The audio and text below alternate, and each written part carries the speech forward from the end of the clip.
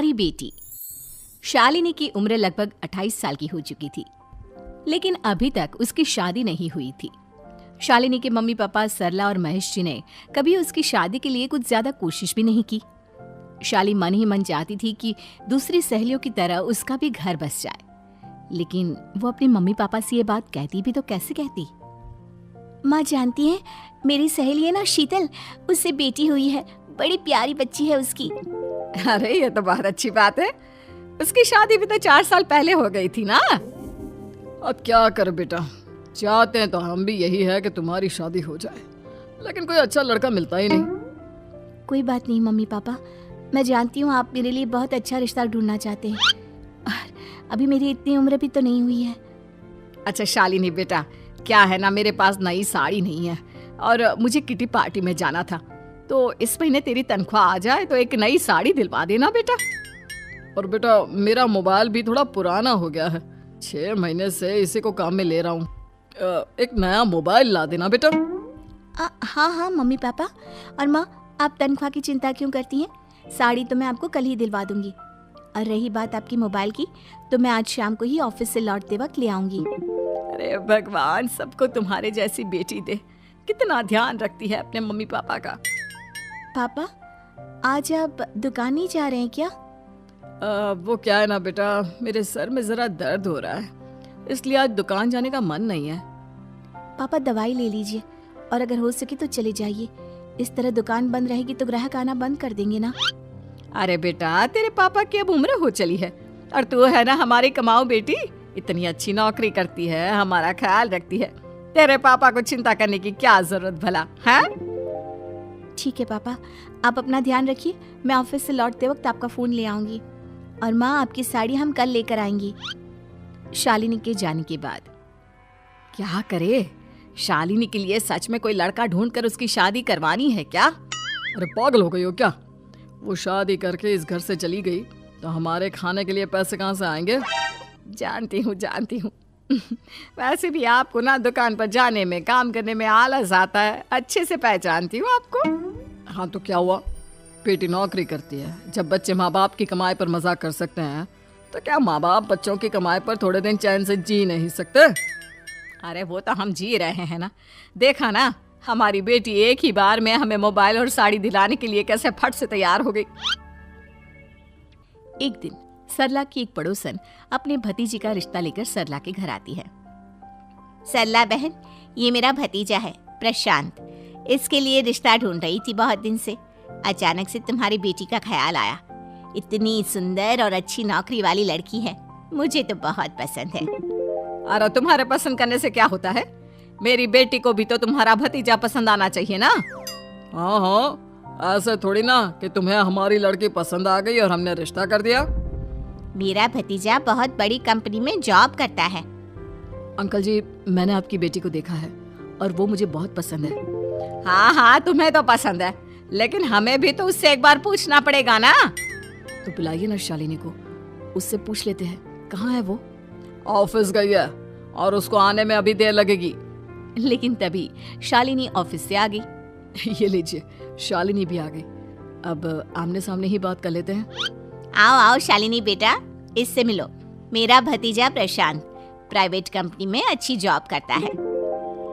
अब बेटा तुम्हें ये लड़का पसंद है क्या? देखो बेटा, सोच समझ कर हाँ करना, तुम्हारे ऊपर कोई जबरदस्ती नहीं है। मम्मी पापा, प्रशांत की जॉब और उसकी बातें सुनकर मुझे तो काफी अच्छा लगा, मैं उससे शादी करने के लिए तैयार हूँ। ये लो, सारा मामला यहीं के यहीं निपट गया, लड़का और लड़की राजी हैं, तो अब हमें क्या। सरला की पड़ोसन और प्रशांत वहां से चले जाते हैं। अगले दिन, क्या हुआ मम्मी पापा, आप इतने उदास क्यों लग रहे हैं? वो क्या है ना बेटा, तुमने शादी के लिए हाँ कर दी उस लड़के के साथ। तो क्या हुआ माँ, उस लड़के में कोई खोट है क्या? आपको वो पसंद नहीं? अरे नहीं बेटा, जिसमें तुम्हारी खुशी उसमें हमारी खुशी, हमें भी लड़का पसंद है। तो फिर क्या बात है, अगर कुछ भी है तो आप मुझे बता सकते हैं। तुम्हारी माँ ये सोच सोच कर परेशान है कि तुम्हारे बाद हमारा क्या होगा। तुम हमारी इकलौती बेटी हो, हमारा बुढ़ापा कैसे कटेगा। अब बेटा, हम अपने बारे में सोचकर तुम्हें जिंदगी भर शादी करने से रोक तो नहीं सकते ना। जाओ, तुम अपनी जिंदगी में खुश रहो, हमारा क्या है, जैसे तैसे जी लेंगे। हाँ बात तो सही है बेटा, कैसे भी करके मैं दुकान का काम कर लूंगा, तुम और प्रशांत शादी करके खुश रहो। अपने माँ बाप की बात सुनकर शालिनी काफी दुखी हो जाती है। उसे लगने लगता है कि वाकई में उसकी शादी हो जाने के बाद उसके माँ और बाप का ख्याल कौन रखेगा, और यही सोचकर वो एक दिन प्रशांत से मिलती है। देखो प्रशांत, तुम मुझे बहुत पसंद हो, लेकिन मैं चाहकर भी तुमसे शादी नहीं कर सकती। अरे क्या हुआ शालिनी, क्या तुम मेरी किसी बात से परेशान हो? नहीं नहीं प्रशांत, मैं अपने माँ बाप की इकलौती संतान हूँ। अगर मैं भी शादी करके घर से चली गई तो उनका ख्याल कौन रखेगा, उनका खर्चा कौन उठाएगा? तो क्या तुम सारी जिंदगी शादी नहीं करोगी? शायद नहीं प्रशांत, और अगर अपने माँ बाप के लिए ये भी करना पड़े तो इसमें गलत क्या है? प्रशांत ये सारी बात जाकर सरला के पड़ोसन यानी कि अपनी बुआ को बता देता है। ये सरला तो बड़ी चालाक निकली। प्रशांत, वो अपनी बेटी के साथ खेल खेल रही है। कैसा खेल? आप क्या कहना चाहती हैं? अरे शालिनी बहुत सीधी और संस्कारी लड़की है, लेकिन ये सरला और महेश एक नंबर के चालाक। बुआ जी, आपकी बात सही है, लेकिन अपनी बेटी के साथ भला कोई क्यों चालाकी करेगा? वो तो मैं तुझे कल बताऊंगी। तो कल सुबह मेरे साथ शालिनी के घर चलना।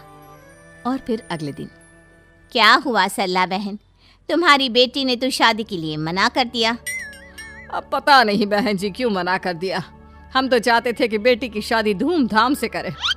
हमारी तो बहुत इच्छा थी कि शालिनी की शादी प्रशांत के साथ हो जाए, लेकिन अब क्या करें, वही नहीं चाहती। आंटी जी, शादी के बाद मुझे अपने माँ बाप की बहुत चिंता रहेगी, उनका ख्याल कौन रखेगा, और इसलिए मैं प्रशांत तो क्या किसी से भी शादी नहीं करना चाहती। अंधी हो गई हो क्या माँ बाप के प्यार में?